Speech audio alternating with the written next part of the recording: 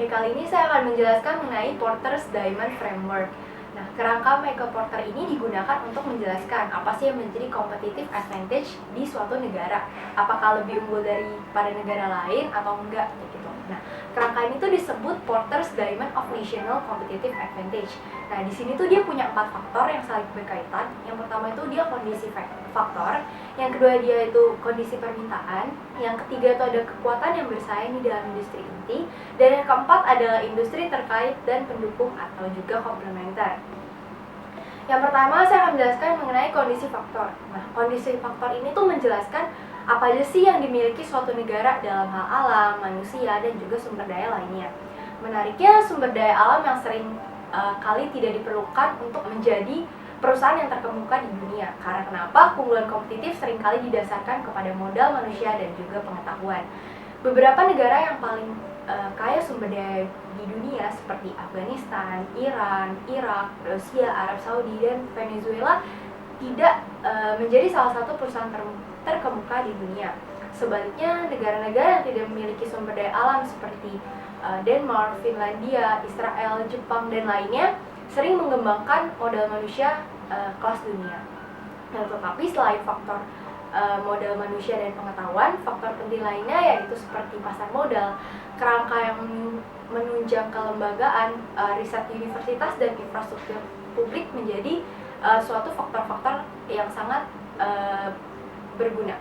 Nah, yang kedua itu kondisi permintaan.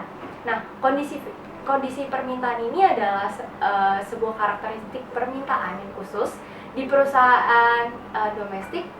Sebuah home market terdiri dari pelanggan berpengalaman yang memegang perusahaan yang untuk standar tinggi dari penciptaan nilai dan penanganan biaya kontribusi untuk keunggulan kompetitif nasional. Nah, selain itu banyak banget permintaan konsumen yang mungkin juga memberikan clue bagi perusahaan untuk perkembangan terbaru di bidang tertentu. Misalnya, kondisi kota tuh lagi padat banget, musim panas, lembab, tingginya biaya energi. Nggak heran kalau misalnya pelanggan Jepang tuh menuntut AC yang efisien, kecil, dan hemat energi.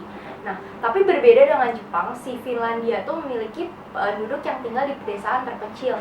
Nah, karena garis tanah untuk layanan telepon itu mengakibatkan permintaan Finlandia untuk pelayanan nirkabel itu berkualitas tinggi, makanya ponsel itu adalah sebuah keharusan untuk bertahan hidup di daerah Finlandia. Nah, situasi ini tuh memungkinkan contohnya Nokia untuk menjadi pemimpin awal ponsel kayak gitu. Terus yang ketiga itu ada kekuatan bersaing dalam industri inti. Nah, perusahaan yang menghadapi lingkungan yang sangat kompetitif cenderung mengungguli pesaing global yang kurang intens dalam kompetisi lokal.